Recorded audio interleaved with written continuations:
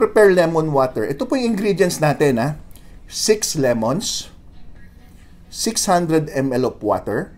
So, parang sinasabi, every 100 ml of water, 1 lemon. Okay.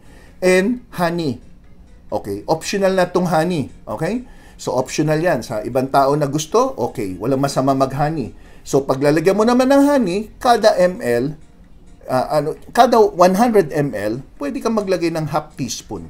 So, more or less, sa 600 ml, pwede kang maglagay ng mga 3 teaspoon. Half teaspoon eh. Half teaspoon, okay. So, minsan depende na sa inyo, sa panlasa nyo. Okay.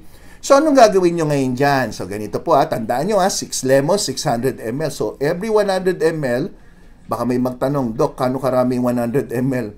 Abay, mahirapan tayo niyan. Kumuha ka na po ng measuring cup, no? Usually, ang advice ko, alam niyo yung mga bottled water, di ba nakalagay doon, 300